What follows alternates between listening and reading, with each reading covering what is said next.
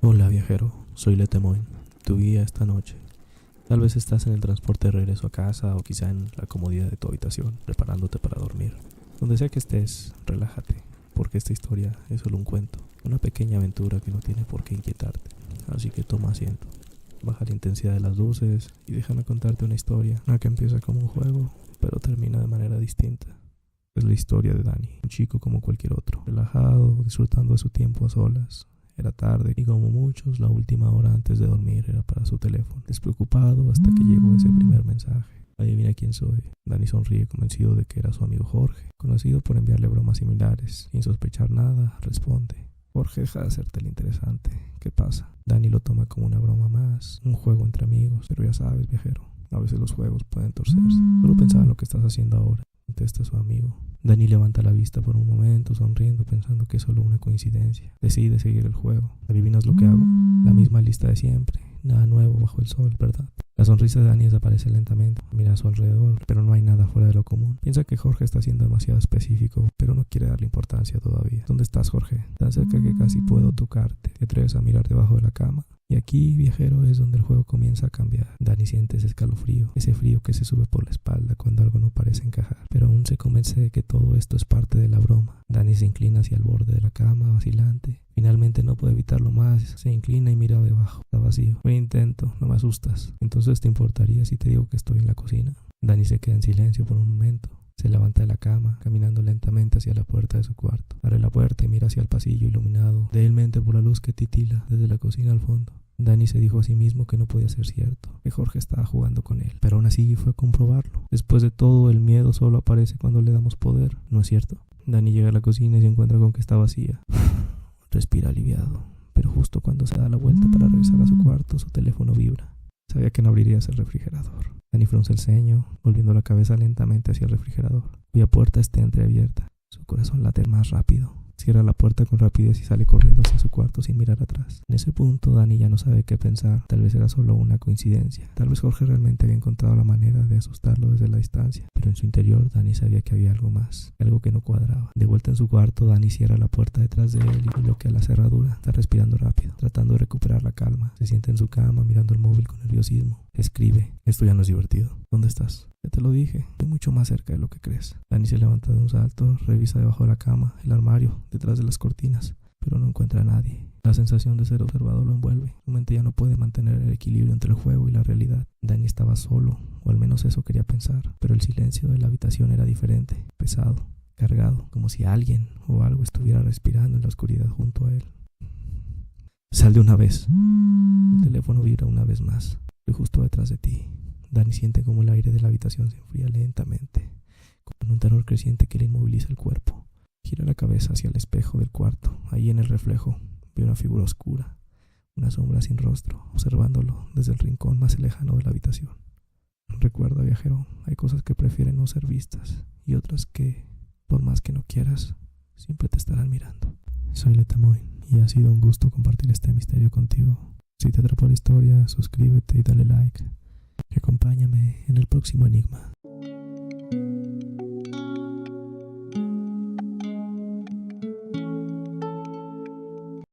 Me llamo Emiliano y hasta hace poco era solo un niño de 12 años, viviendo en un pueblo sin nombre, un sitio perdido entre las montañas y el polvo. Siempre escuché historias sobre la dama de Mictlán, pero nunca imaginé que eran más que cuentos. Según las viejas de la plaza, era una bruja de la revolución, una mujer fuerte y sabia que vivía apartada y que sanaba a los heridos en la guerra. Dicen que los soldados llegaron una noche y la acusaron de traición y brujería. La arrastraron hasta el centro del pueblo y la mataron frente a todos. La enterraron en una fosa sin nombre, pero desde entonces hay quienes dicen haberla visto caminando entre las sombras del monte, esperando a los niños que de algún modo tienen la mancha de su muerte. En su linaje o en su historia, era solo un mito hasta que comenzaron los desaparecidos. Todo empezó una noche de luna llena, cuando escuché un ruido extraño en el patio. Al principio pensé que era el viento, pero después escuché una voz, un susurro y alguien pronunciando mi nombre. Emiliano. Mi corazón latía fuerte, tratando de ignorar el miedo. Me acerqué a la ventana y allí, de pie bajo la luna, estaba una figura alta, y esquelética, vestida en un manto negro y el rostro cubierto por un sombrero ancho. Su piel era tan pálida que parecía transparente, pero lo que más me impresionó fueron sus ojos, oscuros, profundos, como si no tuvieran fondo. Sentí que me observaba desde el otro lado de la vida, y en ese momento comprendí que estaba viendo a la dama de Mictlán. Su voz me llamó una y otra vez, más fuerte y clara. No pude entenderlo, pero sentí un tirón en mi pecho, como si algo invisible me sujetara. Quería gritar, correr, hacer algo, pero mis piernas no respondían. Luego ella extendió su brazo y sentí un frío intenso en mi piel. Algo dentro de mí empezó a ceder. Fue en ese momento cuando escuché a mi madre gritar mi nombre desde el pasillo y la figura desapareció en el aire. A partir de esa noche no podía dejar de pensar en ella. Los ancianos me miraban con preocupación, como si supieran algo. Los murmullos en el pueblo empezaron a aumentar y las desapariciones de los niños se hicieron más frecuentes. Había algo que todos parecían conocer, pero que nadie me contaba. Muchacho, hay cosas que es mejor no ver. Te has visto a la dama, ya no puedes ignorarla. Ella reclama a los que tienen una deuda con la muerte. Ella no olvida, y menos a los niños como tú. No podía ignorar lo que vi aquella noche, y menos ahora, cuando mi vida parecía girar en torno a la figura de la dama. La idea de volver a verla me aterraba, pero sentía que debía descubrir por qué me perseguía. ¿Qué podía querer de mí? Empecé a investigar, preguntando escondidas a las ancianas en la plaza y a algunos de los viejos del pueblo. Sabía que mi madre se asustaría si descubría lo que estaba haciendo, así que guardé silencio. Algunos hablaban del espíritu de la dama como si fuera un mal necesario, una advertencia de la muerte y de la injusticia que le hicieron. Según ellos, la dama elegía a quienes tuvieran algún vínculo con los soldados que presenciaron su muerte, o incluso con aquellos que simplemente no intervinieron. Otros aseguraban que los niños marcados por ella llevaban su sombra en el pecho, y que tarde o temprano la bruja los reclamaría como suyos. Ay, muchacho, si ella te ha visto y ya no hay marcha atrás. Esa bruja no perdona, y menos a los de su propio linaje. ¿Su linaje? No entiendo. Tu madre y la madre de tu madre, antes que ella, eran descendientes de su sangre, o al menos eso dicen. Nadie quiso creerlo, pero ahora que ella te ha marcado, no hay duda de que eres uno de los suyos. Ten cuidado, Emiliano. A veces los muertos buscan lo que dejaron pendiente. Fue 2 semanas después de aquella conversación con doña Remedios, cuando volví a ver a la dama, esta vez en un sueño, o al menos eso pensé. Me encontraba en un campo desierto, rodeado de niebla, con la luna brillando sobre mí. A lo lejos, entre las sombras de los árboles, vi su figura alta y siniestra, avanzando lentamente hacia mí. Emiliano, ven conmigo. Te he estado esperando mucho tiempo. Su voz era un eco que resonaba en mi cabeza, penetrando hasta lo más profundo de mis pensamientos. Intenté moverme, alejarme, pero mis piernas no respondían. Ella se acercó más y más, hasta que su rostro estuvo a pocos centímetros del mío. Pude ver los detalles de su rostro, una piel pálida y marchita, labios secos y ojos vacíos que parecía entregarse la luz. ¿Qué quieres de mí? Tu sangre es mía, tu alma lleva mi marca, y no descansaré hasta que vengues mi muerte. Sentí un ardor en el pecho, como si algo dentro de mí se quemara. Desperté gritando, empapado en sudor y con la mano sobre mi pecho. Mi madre entró corriendo, alarmada, y trató de calmarme, pero no podía dejar de pensar en lo que la dama me había dicho. Tu sangre es mía. Al día siguiente decidí confrontar a mi madre. Le conté sobre los sueños y las palabras de la dama. Al principio ella intentó tranquilizarme, diciendo que eran solo pesadillas, pero finalmente vi la verdad en sus ojos. Sabía algo y me lo estaba ocultando. Basta, mamá, necesito saber la verdad. ¿Qué tengo que ver yo con esa bruja? Mi madre suspiró profundamente y me miró con tristeza. La dama era tu bisabuela, una mujer sabia y poderosa, pero la traicionaron y la asesinaron de manera cruel. Dicen que lanzó una maldición antes de morir, prometiendo que no descansaría hasta que su muerte fuera vengada. ¿Y qué tiene que ver eso conmigo? Eres el último de su linaje, Emiliano. La maldición corre por nuestra sangre. Mientras no se haga justicia, ella seguirá apareciendo, y tú llevas la marca. Te ha elegido para llevar a cabo su venganza. A partir de ese momento, supe que mi vida ya no me pertenecía. Sentía que la presencia de la dama estaba conmigo en cada momento, observándome desde el otro lado de la realidad. Pasé noches en vela, tratando de entender lo que debía hacer, pensando cómo podía liberar a mi familia de esta maldición. Después de aquella conversación con mi madre, sentí que algo dentro de mí se quebraba. La dama no solo era una presencia lejana, ahora parecía estar dentro de mi mente, cada vez más cerca, controlando mis pensamientos. Comencé a escuchar su voz en cada rincón de la casa. Mi reflejo en los espejos parecía observarme con una expresión que no era mía, como si la dama utilizara mis propios ojos para comunicarse conmigo. Pasaron días en los que perdí la noción del tiempo, atrapado en la realidad y los recuerdos vagos de la dama. Cada vez que cerraba los ojos, podía verla, sentirla cerca, como una sombra oscura que me rodeaba y absorbía todo rastro de luz. Me escuchaba decir: tu destino está marcado, Emiliano. Mi sangre corre en ti, no puedes negarte. La presión se volvía insoportable. Intentaba concentrarme en cualquier otra cosa, pero la conexión entre nosotros era tan fuerte que la veía en todo, en los murmullos de la gente, en las advertencias de las ancianas, en la forma en que mi madre evitaba mirarme a los ojos. Los primeros síntomas físicos comenzaron una noche, cuando después de semanas de insomnio caí en un sueño profundo. En mi sueño vi la muerte de la dama, con una claridad aterradora. Soldados con rostros severos, miradas de desprecio, la arrastraban por las calles polvorientas del pueblo, la señalaban como bruja traidora y luego la golpeaban hasta matarla. Lo último que vi fue su cuerpo abandonado y olvidado en el suelo, mientras el pueblo la ignoraba. Desperté jadeando y empapado en sudor. Mi pecho ardía y cuando me revisé en el espejo vi una marca extraña, un círculo con símbolos que no entendía. Intenté limpiarlo, frotarlo, pero el símbolo permanecía, como si estuviera grabado en mi piel. Al mirarme más cerca, vi que mis ojos parecían diferentes, casi apagados. Algo estaba cambiando dentro de mí, algo que me alejaba de mi propia vida y me acercaba a ella. Después de esa noche, la gente en el pueblo comenzó a mirarme de manera diferente. Doña Remedios me observaba de lejos y murmuraba palabras que no podía escuchar. Trataba de acercarse, pero cada vez que me miraba, su rostro se llenaba de tristeza y temor. ¿Es este mi destino, condenado a ser lo que ella no pudo ser? Intentaba resistirme, pero era inútil. Sentí una atracción incontrolable hacia lugares y personas conectadas con su muerte. Empecé a frecuentar el sitio donde ocurrió su asesinato, y aunque al principio no entendía por qué, una noche escuché su voz en el viento. Emiliano, has encontrado el lugar. Aquí empezó todo, y aquí debe terminar. Sabía que ella quería algo de mí. Me pedía justicia, pero no era una justicia que yo pudiera comprender. Había algo oscuro y sediento de sangre en sus palabras, algo que me aterraba, pero al mismo tiempo me atraía. Desesperado, decidí acudir a los ancianos del pueblo, aquellos que habían vivido en la época de la Revolución y conocían mejor la historia de la dama. Al principio todos me evitaban, pero finalmente uno de ellos, don Genaro, aceptó hablar conmigo. La dama no era una simple bruja. Tenía poder, Emiliano, poder de verdad. Podía sanar, pero también maldecir. Los soldados la temían y por eso decidieron acabar con ella, pero ella juró regresar. Su muerte no fue solo una injusticia, fue una profanación. ¿Qué significa eso para mí? Ella eligió a su descendiente, Emiliano. Te eligió a ti porque eres el último de su sangre, y a través de ti busca vengarse. No sé lo que ella quiere, pero su marca en ti significa que estás condenado a su destino. Salí de la casa de don Genaro, con un nudo en el estómago. Por primera vez comprendí que no podía escapar de ella. Estaba atrapado en una red que había sido tejida mucho antes que yo naciera, y la única salida era darle lo que quería. Pero, ¿qué era lo que la dama realmente deseaba? Llevado por una especie de trance, una noche salí de casa sin decir nada a nadie. La dama me llamaba, y sabía que debía acudir. Me dirigí al lugar de su muerte, y en el silencio de la medianoche sentí cómo el aire se volvió más denso, casi irrespirable. Entonces la vi. Su figura esquelética y alta me observaba desde las sombras, pero esta vez no intenté huir. Sabía que era inútil. Ella levantó la mano y me hizo una señal para que me acercara. Temblando, obedecí. Emiliano, eres mi legado. Hoy, en este lugar, cumplirás con tu deber. ¿Qué debo hacer? La dama me miró profundamente. Sentí que sus ojos penetraban en mi alma. Quiero que traigas a aquellos que se esconden detrás de sus máscaras de honor y respeto, aquellos que han olvidado mis lágrimas y mi dolor.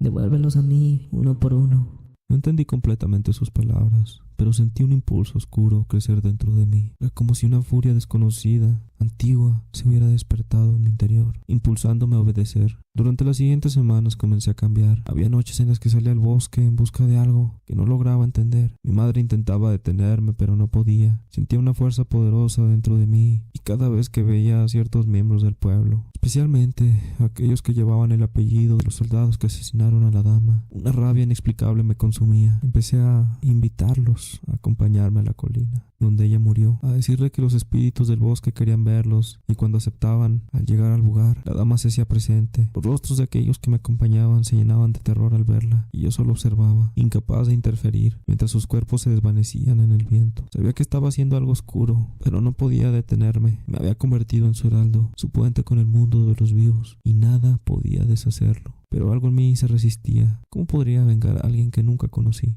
Sin embargo, cada noche se hacía más difícil de ignorar sus susurros. Comenzó a aparecer no solo en mis sueños, sino también en la vigilia, en los rincones oscuros de mi habitación, o reflejada en las ventanas. Sus palabras eran siempre las mismas. Emiliano, es hora. Haz justicia o nunca encontrarás paz. Empecé a perder la noción del tiempo y la realidad. sintiendo que cada vez que la dama controlaba mis pensamientos y decisiones, cada persona a la que invitaba a la colina desaparecía, y cada vez que esto sucedía sentía que algo en mi interior se vaciaba, dejándome más hueco y frío. Mi madre se dio cuenta de que algo no estaba bien. Me miraba con miedo y evitaba hablar del tema, pero yo sabía que sospechaba de lo que ocurría. Su rostro se fue volviendo más demacrado, casi tanto como el mío. Empecé a ver la sombra de la dama en todos los rincones de la casa. Sabía que ella estaba allí, esperando el siguiente paso. ¿Pero hasta cuándo? Emiliano, tienes que parar, ya no eres tú mismo. Esa mujer, esa bruja te está destruyendo. No puedo detenerme, mamá. Ella me eligió y debo cumplir con lo que me ha pedido. No entiendes que te está usando. Ella no busca justicia, solo destrucción. Pero sus palabras resonaban como un eco en mi cabeza. La dama me hablaba cada noche, recordándome lo que debía hacer, y su voz opacaba cualquier razón o duda. Sentía que me estaba convirtiendo en un fantasma, una extensión de su odio. Las visitas nocturnas de la dama se intensificaron. Empezó a aparecer en lugares públicos, observándome desde lejos, como si ya no necesitara ocultarse. En mis sueños, otros espíritus comenzaron a rodearme, clamando por justicia, pero no contra los vivos, sino contra mí. Tú eres humano, niño. Eres su maldición, y su venganza nos ha traído de vuelta para atormentarte. Los gritos me perseguían aún despierto. En cada momento sentía que alguien me seguía, observando desde las sombras. La dama parecía haberse convertido en el centro de un torbellino de almas perdidas. Todo esto iba más allá de cualquier maldición. Se había convertido en una guerra entre los vivos y los muertos, y yo era el punto de conexión. Una noche, mientras me dirigía hacia la colina, me encontré con doña Remedios, quien me detuvo. Ella parecía estar allí a propósito, como si supiera lo que iba a hacer. Niño, detente. Ya has hecho suficiente. La dama no busca paz ni justicia, solo destrucción. ¿No te has dado cuenta que su venganza no tiene fin? No puedo detenerme, ella me controla. Pero también eres su nieto, su sangre. Tienes algo de poder sobre ella, aunque no lo sepas. Debes enfrentarla o seguirá utilizándote hasta consumirte. Sus palabras fueron como una chispa en la oscuridad. No sabía si era posible enfrentar a la dama, pero si existía una posibilidad, tenía que intentarlo. Esa misma noche preparé lo poco que tenía: un viejo crucifijo de mi madre, un puñado de sal y un espejo, como último recurso para enfrentarme a mi propia imagen y la sombra en la que habitaba ella. Regresé a la colina en la siguiente luna llena, cuando sabía que la dama se presentaría con toda su fuerza. Al llegar la vi de pie, esperándome, con una silueta oscura bajo el cielo estrellado. Al acercarme, sentí que el aire se volvía denso y mi visión se distorsionaba. Emiliano, has cumplido bien, pero aún queda más por hacer. Ya basta, no soy tu esclavo, ni soy tu venganza. Soy tu nieto, pero también soy mi propia persona. ¿Mi nieto? No eres más que el medio para mi regreso, Emiliano. No puedes detenerme. En ese instante, tomé el espejo que llevaba conmigo y lo coloqué frente a ella. La dama se detuvo sorprendida, como si reconociera su propio reflejo por primera vez. Por un segundo su imagen se desvaneció, mostrándome una mujer joven y herida, al reflejo de lo que fue antes de la muerte. Luego volvió a transformarse en la figura esquelética y sombría. No eres tú misma. No tienes paz y no tendrás paz mientras sigas consumiendo a los demás. La dama gritó un sonido inhumano que resonó en la colina, mientras su sombra se retorcía y comenzaba a desvanecerse. Pero antes de desaparecer, su mano helada rozó mi hombro. No me iré del todo. Mi marca estará siempre contigo. Yo soy parte de ti. Sentí un ardor en el pecho y por un instante la vi desaparecer, dejando solo el eco de su risa y una marca invisible que ardía en mi piel. Desde aquella noche nunca volví a ver a la dama, pero sabía que algo de ella había quedado en mí. Mi madre y el pueblo me trataron diferente, con un respeto temeroso. Aunque la dama parecía haberse ido, a veces en noches de luna llena, sentía su presencia a la distancia. Y así Emiliano tuvo que vivir el resto de su vida con la maldición de la dama de Mictlán.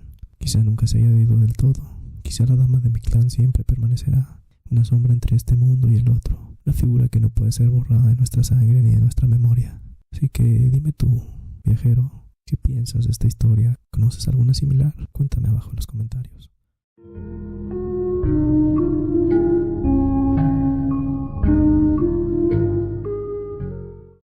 En un pueblo escondido entre las montañas, rodeado de bosques espesos y tierras húmedas, los habitantes viven sus días a la sombra de viejas historias. Historias susurradas de generación en generación en las que se hablan de los Kappa, seres misteriosos que acechan en el río, protegiendo sus aguas y castigando a aquellos que osan perturbar la calma de su hogar líquido. Dicen que en épocas de sequía estos seres han salido del agua, atacando sin piedad a quienes se acercan sin el debido respeto. Dicen también que los niños que juegan demasiado cerca del agua a veces desaparecen arrastrados por manos invisibles hacia la fría oscuridad del río.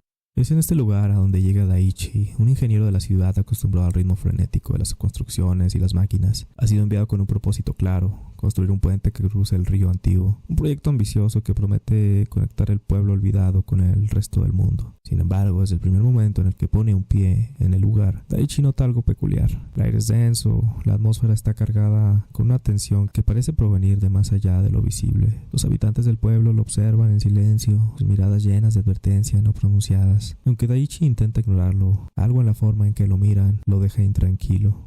Los días avanzan y cada vez se siente más aislado en este lugar. Los habitantes no lo invitan a formar parte de sus rituales cotidianos, ni tampoco muestran interés alguno en el puente que éste está construyendo. La actitud del pueblo es una mezcla de indiferencia y temor. Oye, Akira, dijo Daichi una tarde mientras revisaba los planos, ¿notas algo extraño en la gente de aquí? Akira se rasca la cabeza mirando hacia los pobladores que lo observan a lo lejos. Sí, jefe. Todos parecen, ¿cómo decirlo?, asustados. No quieren acercarse al río. Anoche escuché a la señora de la posada decir algo sobre los Kappa. Otra vez con esos cuentos. Parece que todos aquí están atrapados en el pasado, resopló Daichi, intentando restarle importancia. Si seguimos escuchando esas historias terminaremos como ellos. Akira sintió, pero su rostro reflejaba preocupación. De todas formas, jefe, los chicos están nerviosos. Algunos dicen que han visto cosas en el agua. Daichi frunció el ceño y suspiró. Hablaré con ellos.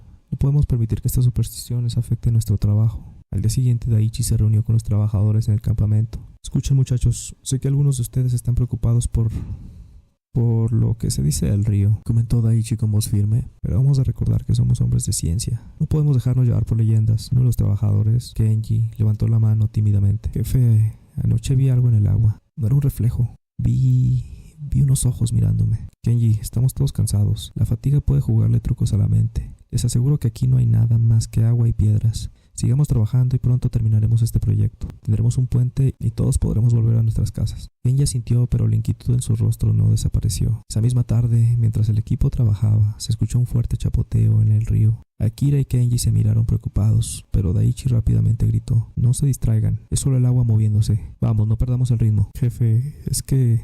Ella intentó replicar, pero Daichi lo interrumpió. «No más excusas, solo sigamos trabajando. Entre más rápido acabemos, más pronto nos largaremos de aquí». Un par de noches después, Daichi estaba en la posada revisando los planos cuando la anciana se acercó de nuevo. «Ingeniero, le ruego que se detenga», susurró con lágrimas en los ojos. «Los Kappas, ellos están molestos. Ya han tomado a uno de los suyos y no pararán». Daichi cerró los ojos intentando no perder la paciencia. «Señora, aprecio su preocupación, pero la verdad, estos son solo historias. No podemos detenernos ahora. Estamos cerca de terminar». La anciana negó con la cabeza, sus manos temblando. «No son solo historias, lo he visto. Ellos vienen por los que no muestran respeto. He visto hombres arrastrados por el río sin dejar rastro. Por favor, joven, escuche». «Escucharé, pero mañana seguiremos trabajando, aunque no lo vean ahora», dijo Daichi intentando mantener la calma. «Esto es importante para todos, incluso para ustedes».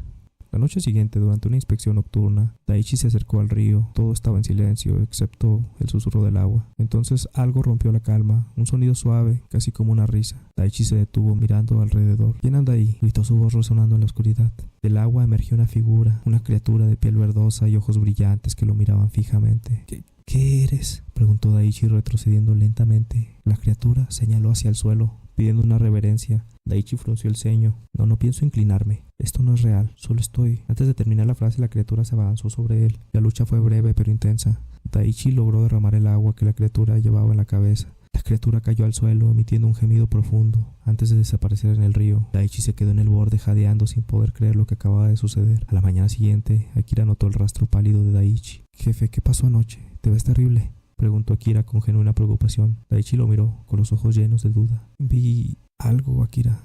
No sé si fue real o mi mente jugándome una mala pasada. Pero creo que necesitamos parar. Hay algo en este río, algo que no podemos entender». Akira sintió lentamente. «Los chicos han estado diciendo lo mismo. No sé cuánto más podemos aguantar aquí, jefe». Más tarde, mientras Akira hablaba con Kenji y los otros trabajadores, intentó transmitir el mensaje de Daichi. «El jefe dice que debemos hacer una pausa. No estamos seguros de lo que está pasando, pero tal vez sea mejor escuchar las advertencias», dijo Akira con una voz temblorosa. Kenji miró hacia el río, su expresión cargada de miedo. «No quiero terminar como Hiroshi. Yo siento que algo nos observa cada noche. Creo que es mejor largarnos de aquí. Esa noche la atmósfera en el campamento era sombría. Los hombres apenas hablaban y el río parecía emitir un murmullo constante, como si estuviera susurrando secretos indescifrables. El aire estaba helado y la niebla se aferraba al suelo. Daichi, con el corazón pesado, decidió que ya no podían seguir ignorando lo que ocurría. Finalmente Daichi reunió al equipo restante esa noche cerca del río. Con manos temblorosas comenzaron a preparar las ofrendas, frutas, pescado, lo que habían logrado conseguir en el pueblo. Por favor, si hay alguien aquí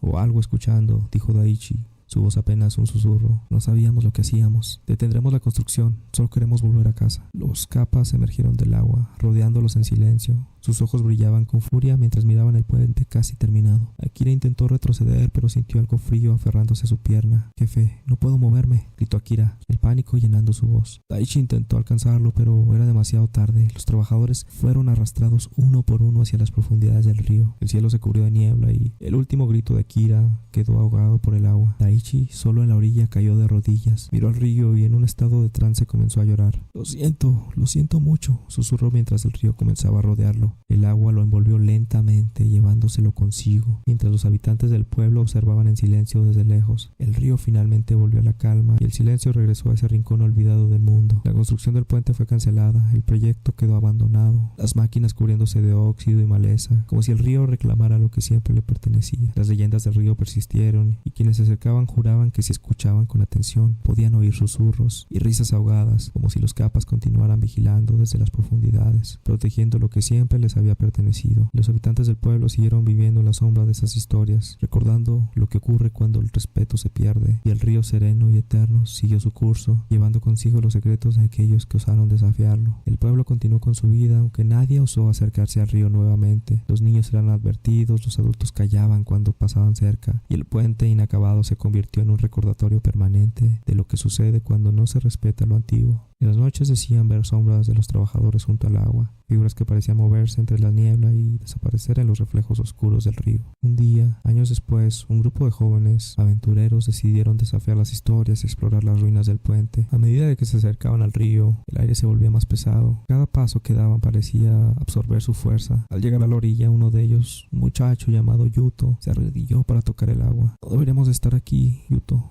dijo una de las chicas del grupo. «Mío», con voz temblorosa. «Mi abuela solía decir que el río nunca olvida». Yuto rió, pero sus ojos reflejaban duda. «Solo es un río, mío. No puede hacernos daño si no lo permitimos. Las historias son solo eso, historias». Sin embargo, antes de que pudiera tocar el agua, algo emergió. Apenas una sombra bajo la superficie. El grupo retrocedió. El miedo llenaba sus corazones. «¿Lo viste?», preguntó uno de los chicos, Naoki, mientras sus ojos se abrían desmesuradamente. «Vámonos de aquí ya», dijo Mio, mirando la manga de Yuto. Pero el agua comenzó a agitarse y una serie de risas ahogadas resonaron desde las profundidades, un eco que parecía burlarse de ellos. Los jóvenes se quedaron paralizados sintiendo la presencia antigua del río, algo que aún vigilaba, algo que no perdonaba. Corrieron dejando atrás el río y las ruinas del puente. El eco de las risas los persiguió hasta que se alejaron lo suficiente para sentir el aire ligero de nuevo. Nunca volvieron y el puente quedó aún más abandonado, cubierto de vegetación y envuelto de una neblina perpetua que advertía a todo aquel que se atreviera a desafiar los límites de lo que no se comprende. Así, el río de los silencios permaneció, sereno y eterno, arrastrando con corriente los recuerdos y los secretos de todo aquello que osara desafiarlo. Y en las noches más oscuras, el eco de los que fueron llevados se escucha aún, llamando, advirtiendo para que nadie olvide el precio de perturbar la calma del lugar de los Kappas. Soy Letemoin y ha sido un gusto compartir este misterio contigo. Si te atrapó la historia, suscríbete y dale like. Y acompáñame en el próximo enigma.